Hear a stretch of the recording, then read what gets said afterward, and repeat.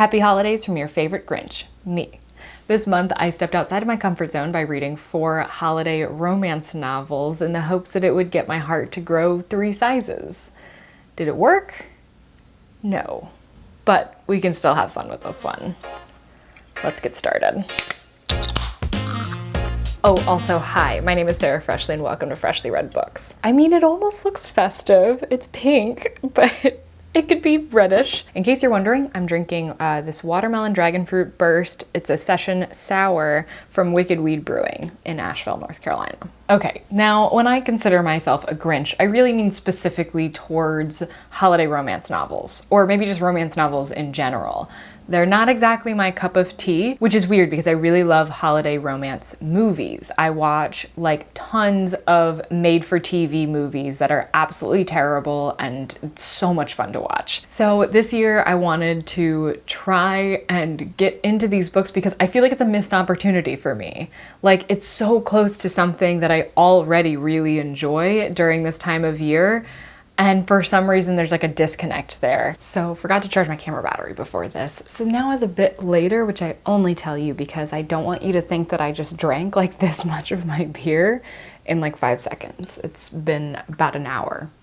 Okay, now I'm embarrassed that it took me this long to drink this much of this beer. So yeah, as I've said, I wanted to get into the spirit of things and read some holiday romance books and hope that maybe I can transition my love of ridiculous holiday movies to ridiculous holiday books. Oh, I should also say, this isn't like completely a spoiler-free video. I will be talking about some of the plot points that happen later into these books.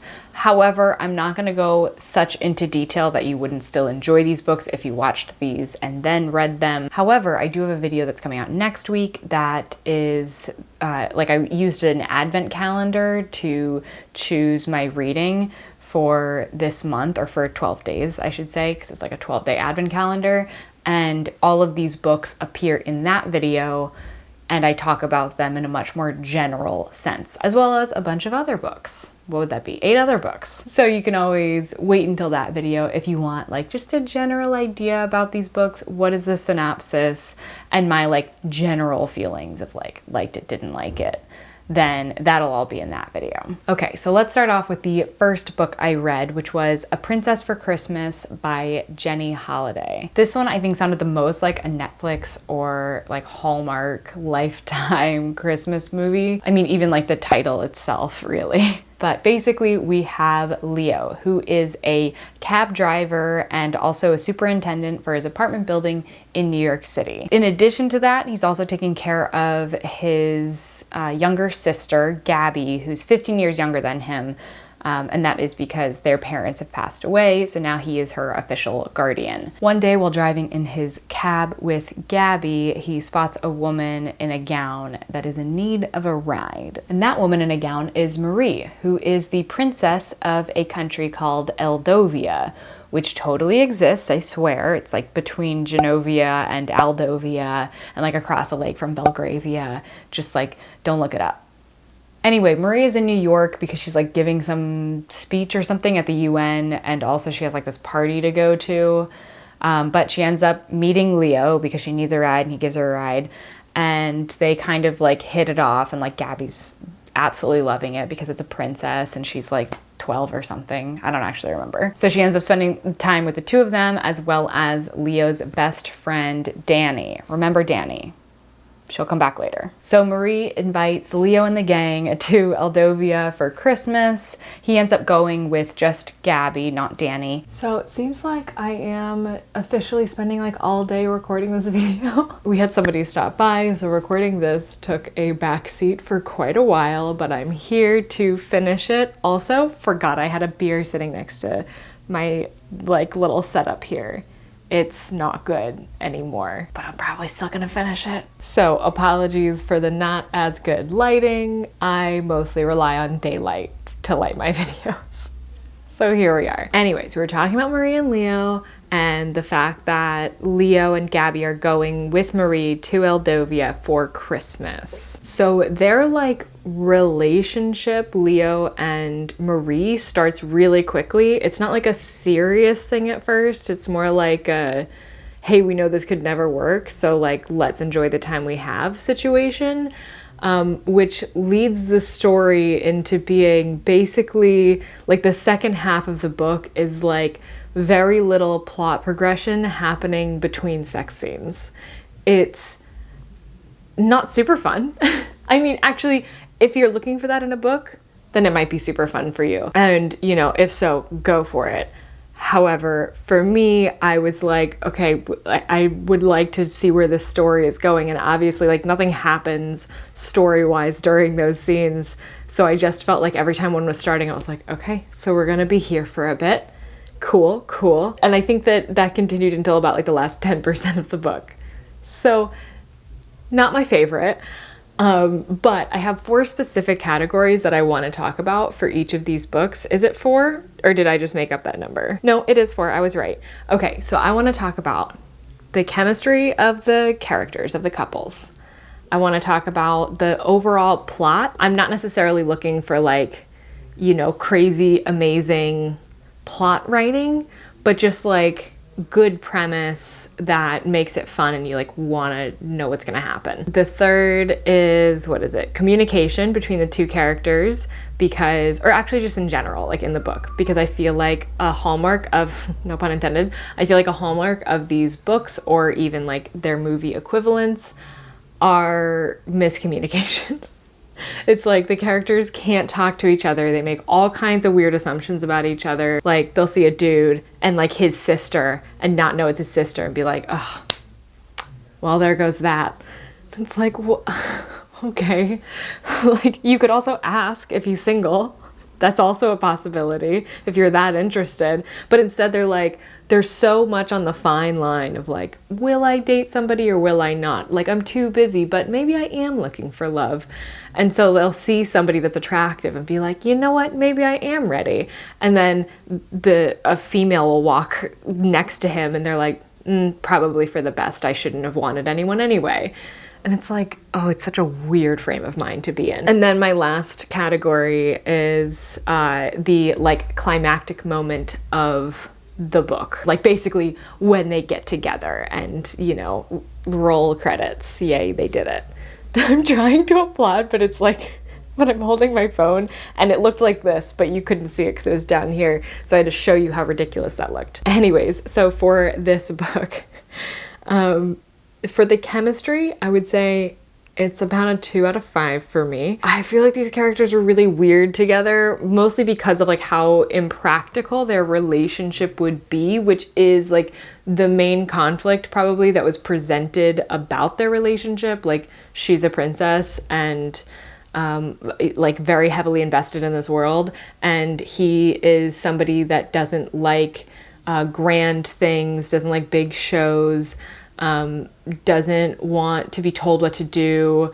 Basically like anything that would be involved in being involved with a princess are things that Leo hates, like detests. And so I have a hard time seeing them as being together going forward. So for the plot, I gave it a 4 because I think that it was fun enough of a premise.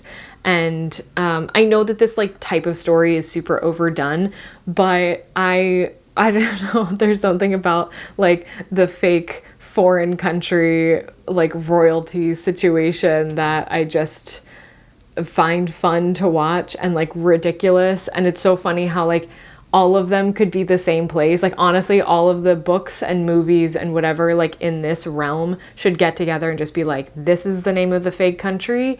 And everybody can use it in like whatever media they want to use it in, because it's all basically the same place. And I like to imagine that these countries are like, these are our biggest events of the year. It's like the gingerbread making contest.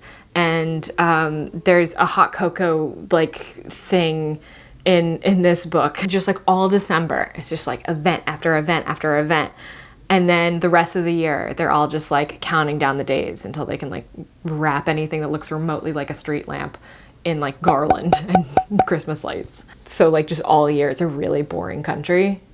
And then like Christmas comes along and it's like, oh my gosh, everybody get ready and also send all of the royal family to the United States to randomly find somebody that will be attractive to them because they have a vaguely British accent. And that's what those movies are to me. But still, like, I eat it up. It's so fun. Communication, I'm gonna give them a 3, which honestly I feel like is pretty good. Like, I know that the top is a 5, but like, spoiler, none of these books are getting a 5 in communication. So they got a 3. I think their main fallback is that they react far too quickly in certain situations. Somebody says something and they're like, excuse you? And then they leave without getting any clarifying information, even though it's very important to get that information. They're like, how can I take this in the worst way possible? Yeah, that's how I think of it, and bye. But the main communication error here was with Marie, who is supposed to marry Max, who is like from another, he's a baron of another country, I think. I can't remember. And she doesn't tell Leo that or explain the situation like at all, that her and Max like are not romantically attracted to each other in any way, and they're just like really good friends, but they would prefer to not have to marry each other. Also, remember Max for later. So that was their big like communication errors. And now for the climax. This movie's got a lot of climaxes, but I'm just going to be talking about the climax of the plot. For this, I give it a 3. I think the climax was very like cringy in some moments and like a little over the top. And so strongly in like the realm of what this genre typically does, like big ball, the guy doesn't want to go, but then he does end up going, and like there's somebody who's like, here, I had this suit for you the whole time, like the whole 9 yards, like annoyingly spot on. And I feel like there's a fine line between being like, haha, this is such like a Hallmark movie, so funny, and then also just being like the exact plot of every Hallmark movie. Like, they often make jokes about Hallmark movies and acknowledge that they make up fake countries. And like, that's cool to do, but you need to like have something that's a little bit different. I guess maybe it's the sex. That's like the only thing that's different, because like you never see that in a Hallmark movie, where usually it's like, are they gonna kiss? Will they do it? Not yet.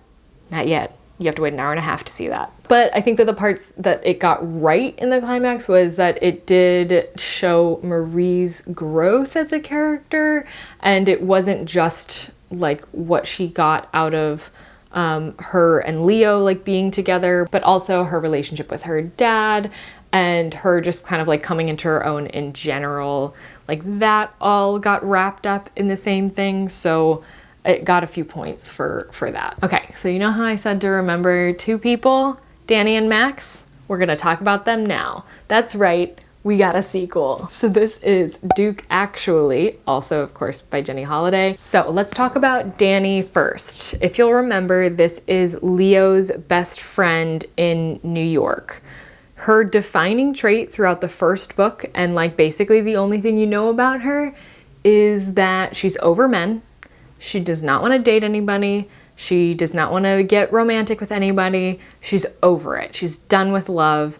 Just friendships and work for her from here on out. The perfect heroine for our next holiday romance. So what's gotten her to this point is that she is currently divorcing her ex-husband. So they're kind of like separated, but he has yet to sign the divorce papers, so they're not actually divorced yet. Oh, she's also a professor, and she wants to write a book. I think she might have written a book before. She like writes nonfiction, but she wants to write like a novel, but like she feels really weird about that because she's a professor and she wouldn't want to do something as frivolous as writing a novel. What might people think of her?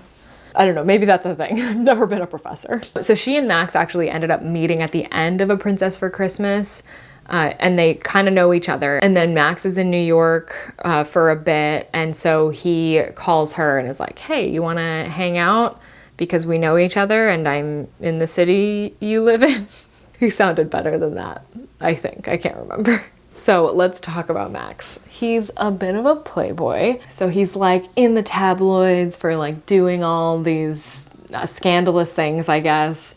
And, but like there's supposed to be this like part of him that he's not really fully like that. Like, yeah, he is going around and like getting with quite a few women, but he's actually like a nice guy inside or whatever. Oh, also, before we get into our 4 categories for rating this book, I have to talk about a scene that happened with Max and his brother Sebastian, because I was like, why is Max the dumbest person alive?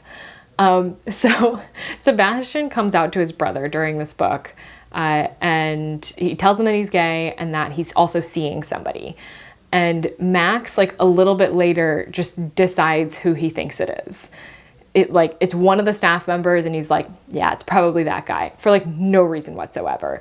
And then like less than 5 minutes later, he's walking into Sebastian's room to ask him something, and he walks in on him with another guy, not the guy he thought that he was with.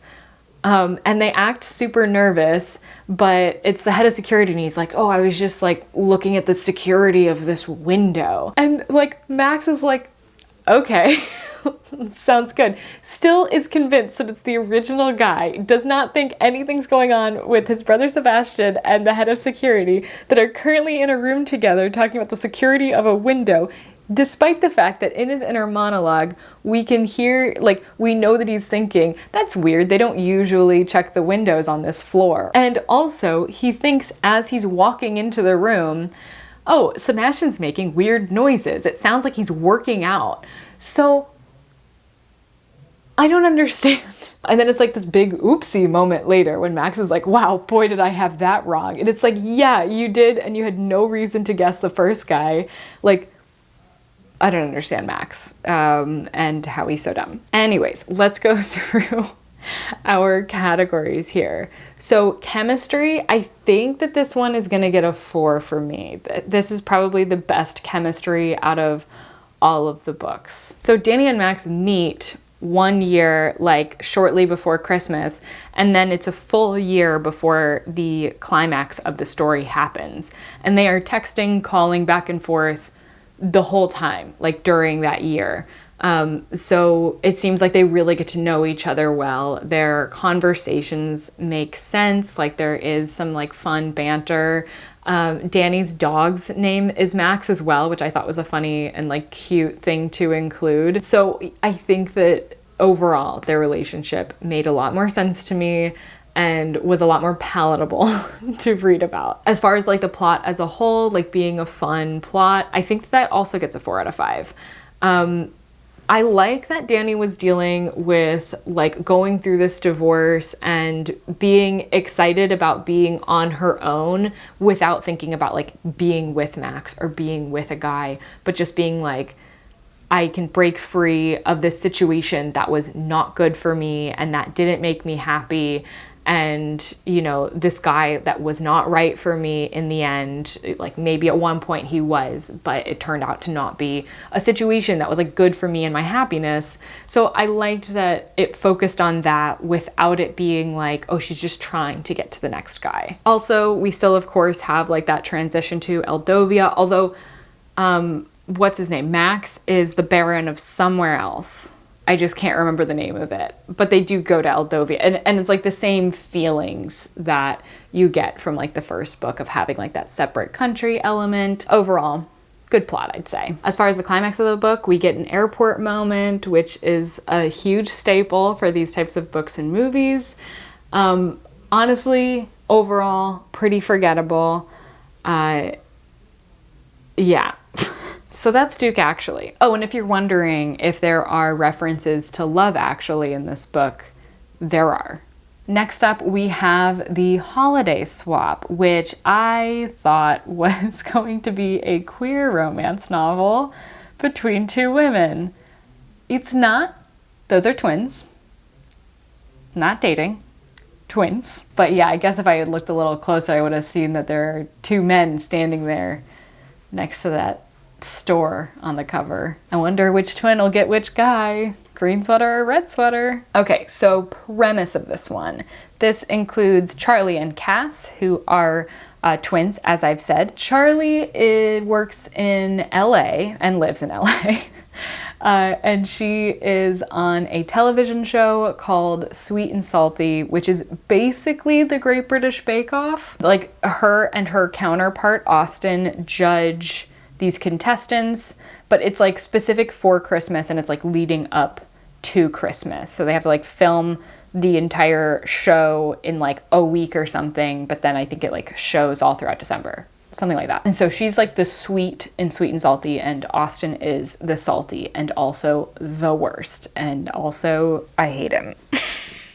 Like right away when they start talking about him, they talk about how he like goes up behind Charlie sometimes and just starts like massaging her, like unsolicited and without consent. And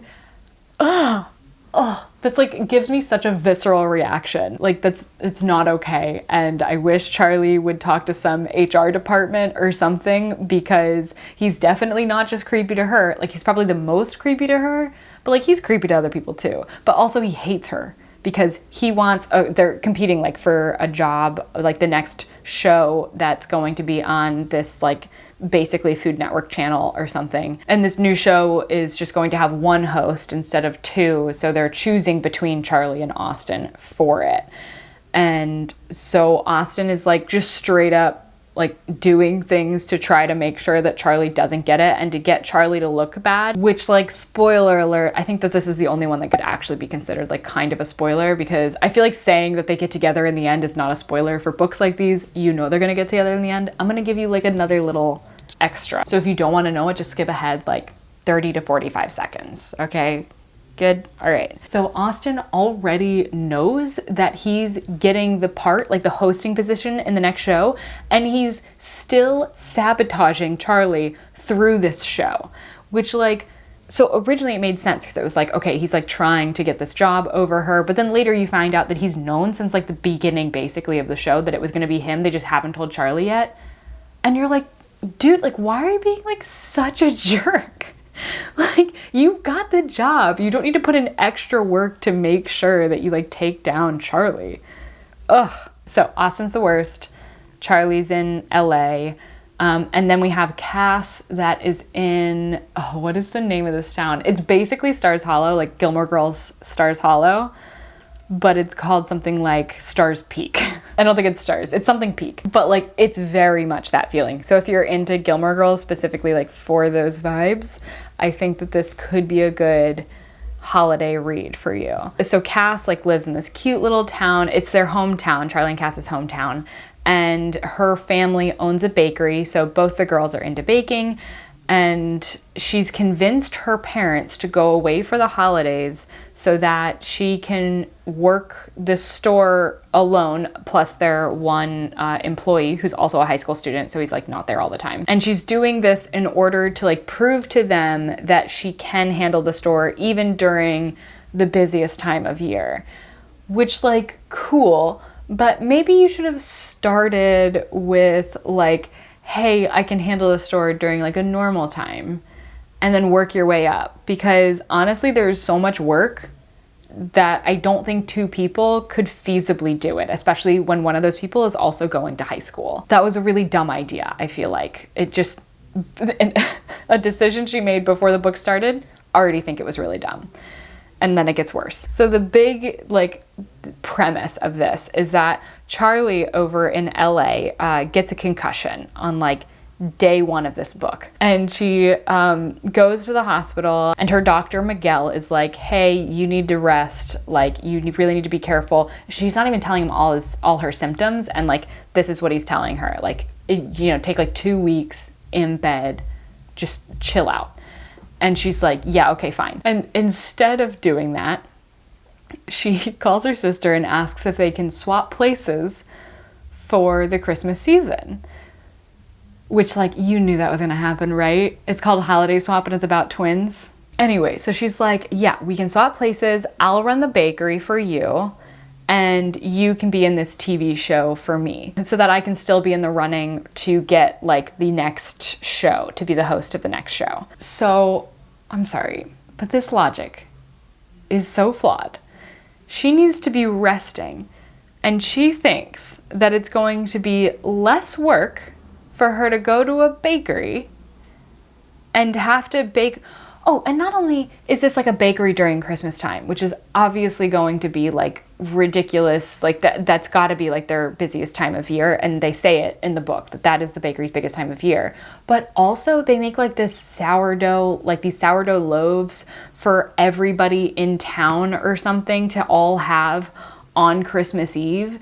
So they need to make all of these for one time, like for one day, they need all of these loaves of bread. And she wants to go and do that instead. And like, I'm thinking to myself, which of these things is more work? And like, can't you like ask people for help too? Like, can't you go to your hometown and be like, hey, I'm taking over for Cass and I need help, like, and get townspeople to help you? And I honestly like don't know why. I guess maybe just to make it so that their parents knew that Cass could handle the bakery, and if it was actually Charlie, then they wouldn't know that. But like, I really feel like Charlie did not have to lie about who she was in Stars Hollow. That's what I'm gonna call it because I can't remember the name of the actual town. Like, she didn't have to lie about who she was there. She could just have been straight up and been like, yeah, I'm Charlie. I'm like taking over because Cass needs to go do something else. Sorry, that was a long rant. This book was mildly infuriating. All right, let's talk about, I haven't even mentioned the male, like, interests in this book. So we've got Luke. I really hope his name is Luke because that's what I wrote down in my notes, but I wrote these after I read the book, and even while I wrote it, I was like, I don't know if that's his name. Anyways, we have Luke, and he's in Stars Hollow. He's a firefighter, and he has a dog, and those are all of his traits. Oh, sorry. He also has red hair. Those are all of his traits. He seems like a very stereotypical male protagonist, especially for like a hometown type holiday movie, you know? Like where the big workaholic girl goes back home and she sees like a guy she used to go to high school with or whatever. Like that's the kind of feeling that Luke gives off. Although Charlie doesn't know him. When she goes to take over for Cass at the bakery, like she doesn't know him, but Cass did know him because he would come into the bakery quite often. But there was like nothing between the two of them. But then once Cass is actually Charlie, then he's like, there's something different about you, and I like you now. I don't know. He's basically like a bland block of wood. And then we have Miguel on the other side, he's the doctor in LA. Actually, he's not a doctor. He's a physician's assistant, I think. And he's really bad at it because he like runs into Cass the first day that she's pretending to be Charlie. And she's like, oh yeah, I'm headed to work. And he's like, wait, no, I told you shouldn't go to work. I told you should rest. And she's like trying to figure out like, oh, my sister knows this guy. Oh, he was a physician's assistant that told her she had a concussion and all this. So she's like trying to figure that out and like also tell him that she's okay to work, even though she definitely is supposed to have a concussion. And he thinks that she does, which I have no idea why Cass doesn't just tell him right there, like, oh, I'm actually her twin sister. I'm taking over for her at work because it's like this hugely important thing, and she really wanted to take your advice to rest seriously. So she's doing that. Nope. Instead, she's like, yes, I am Charlie, and I'm going to work. I'm totally fine. I do not have a concussion. And then that works for Miguel. And then they start like going on dates and things. And she like very clearly doesn't remember certain things because she's not the person she's pretending to be. And he like thinks that it's signs of a concussion, and he just like mentions every once in a while, like, are you sure you're okay? From his perspective, he's just the worst physician's assistant. I keep wanting to call him a doctor. I don't understand why he's like, yeah, I'm gonna prioritize dating this girl over her health. I know you're really busy at work, even though I told you to take a rest from that, but I'm also going to take up any free time you had outside of that. Anyways, okay, let's go through them. Chemistry. We'll start with Charlie and Luke back in Stars Hollow. They, I don't know, a 2, a 3, a 2. Luke really like drags them down because he's so bland that he's got like no personality, and so it makes it harder to see like them as a couple, but also there's nothing that leads me to believe that they couldn't be a couple because he's so bland.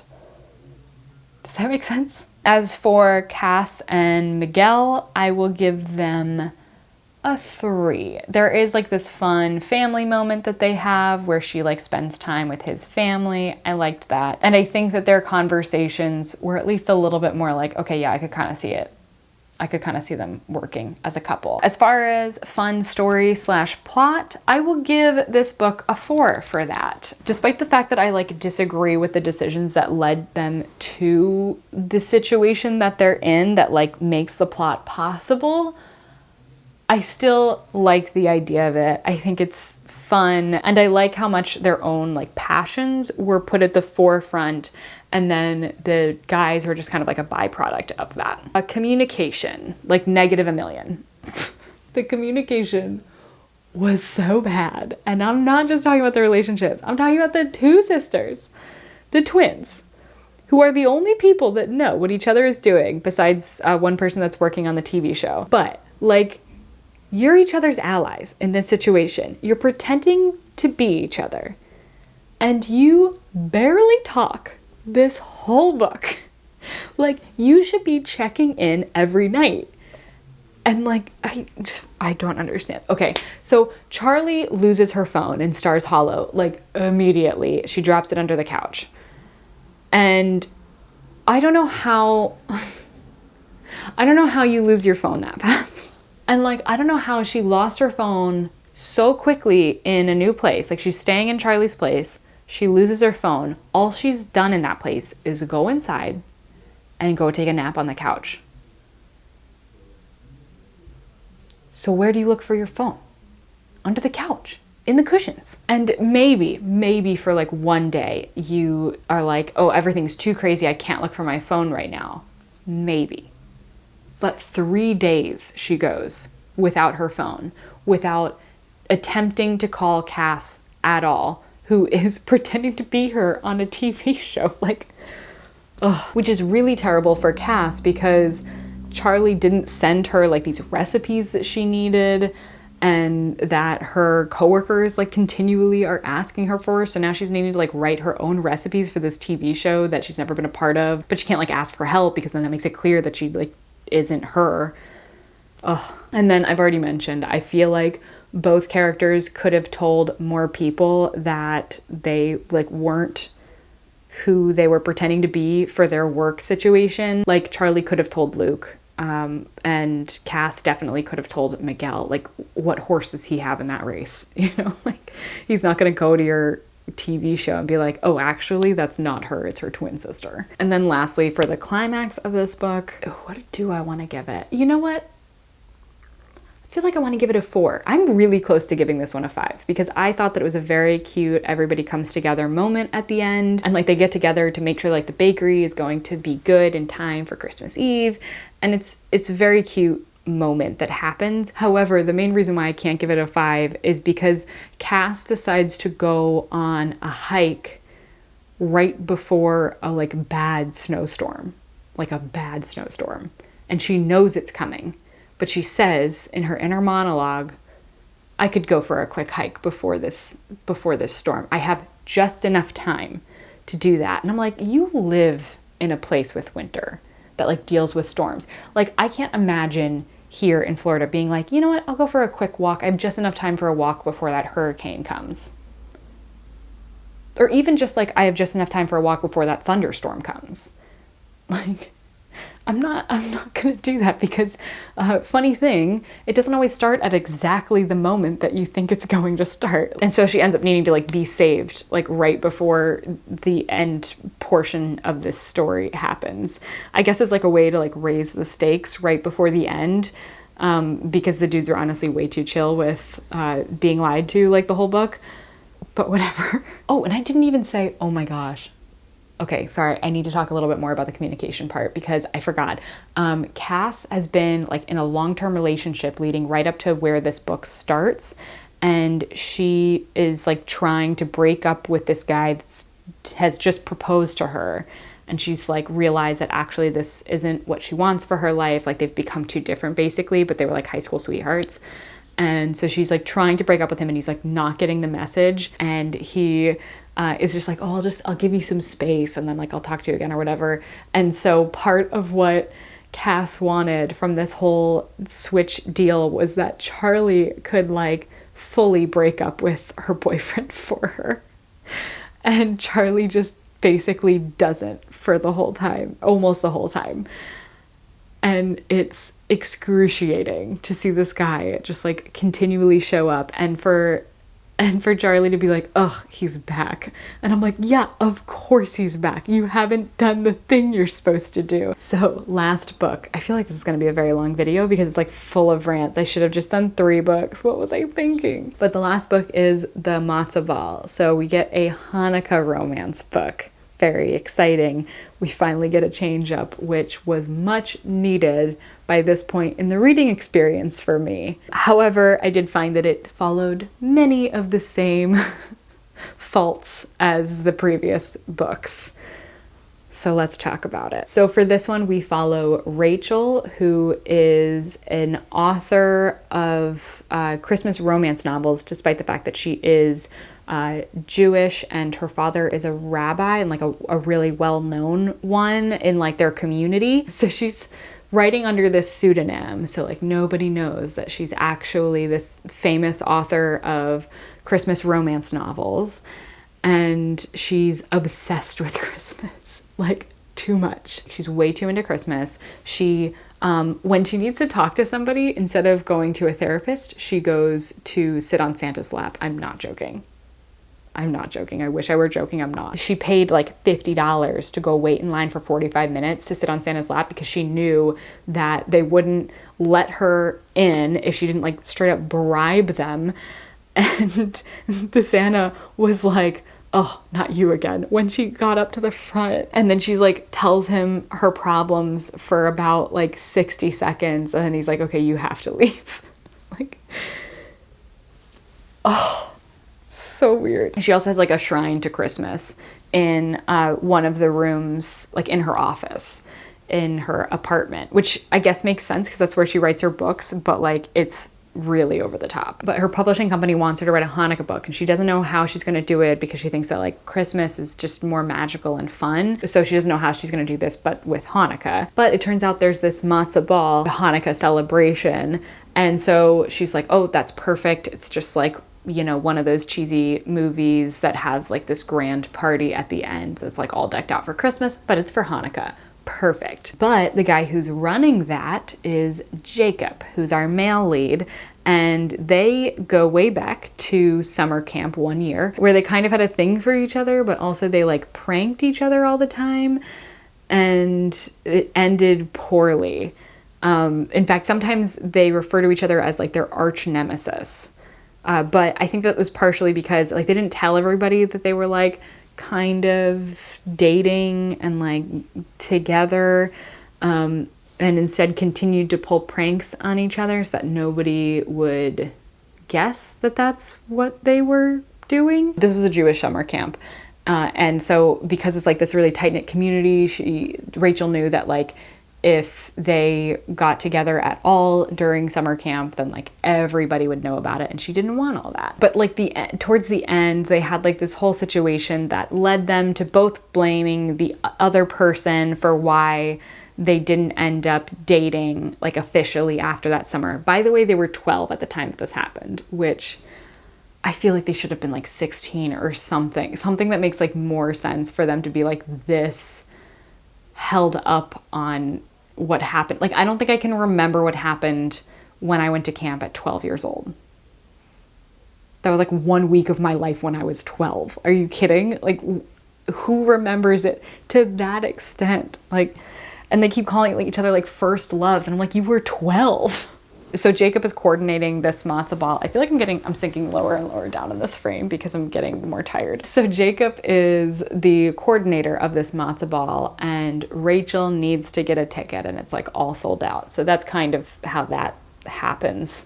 Jacob suggests that she can volunteer for it and then get a ticket that way, which is really just so he can be around her more. And also, I really don't like Jacob. I don't even really like Rachel. She doesn't share like personal things with hardly anybody, and that's because she assumes people are going to have a negative reaction. This is supposed to be backed by experiences that she's had like that, but it leads to like, there's only one person in the world that knows everything about her, and she's got like nobody else outside of that, which really like secludes her as a person. And it makes it hard to root for her because it seems like she's shutting herself off from other people so much.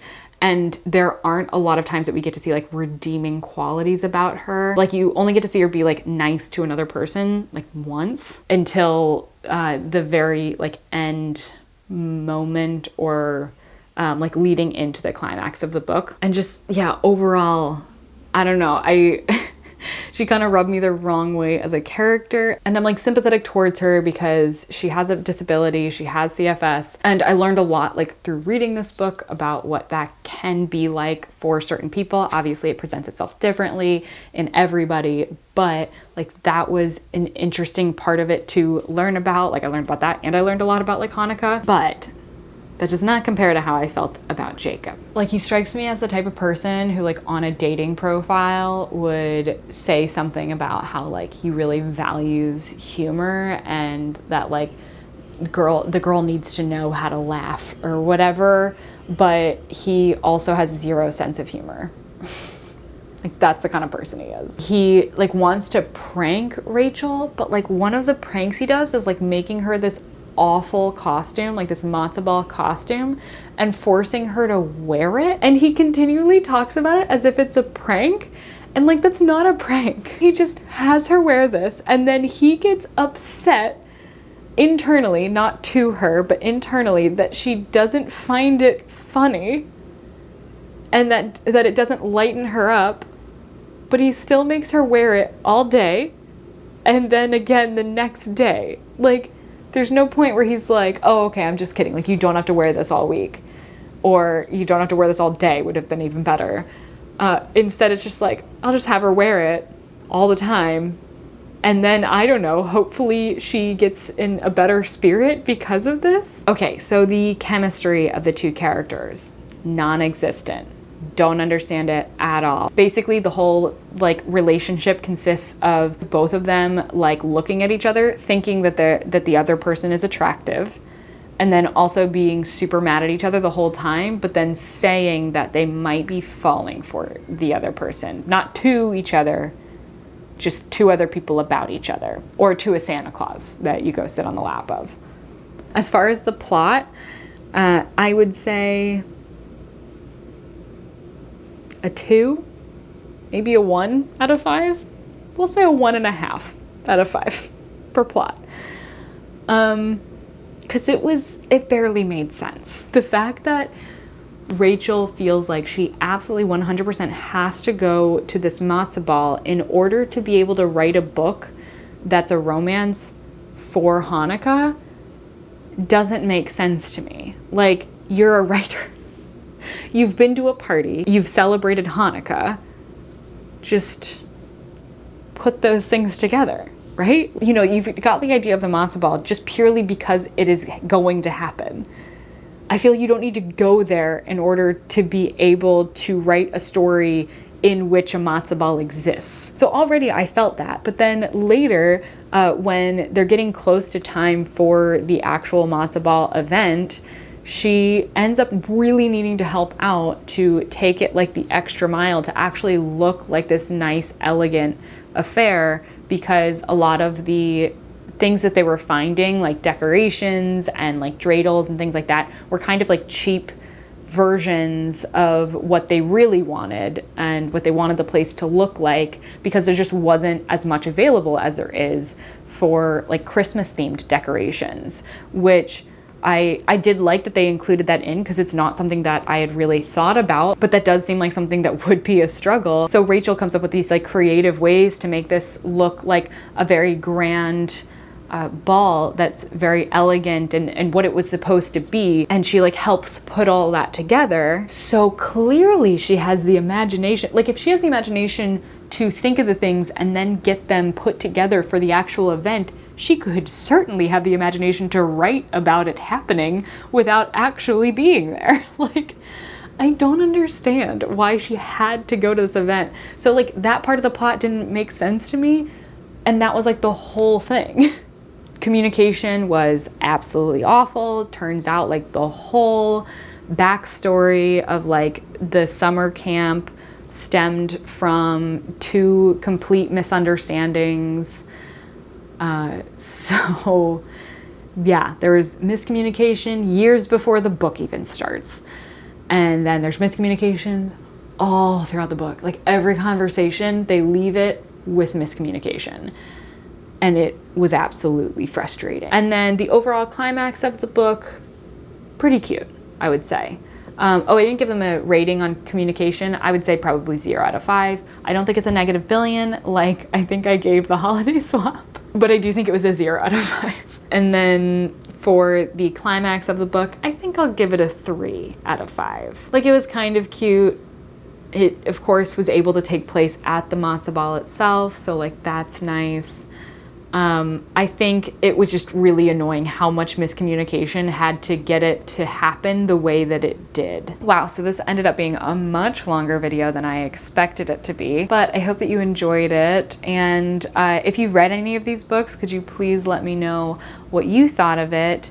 And if there's any others that I should read. Besides these 4 books, the only other holiday romance book I've read was a book I read last year, which was 8 Days in December by Josie Silver, which I also hated. But those are the only ones I've read. So is there something I'm missing out on that could totally change my perception of these types of books? And if so, what is it? Please help. But otherwise, if you did like this video, please do consider subscribing. I upload a new video at least once a week. And yeah, that really does it for this video. So I hope to see you in the next one. Bye.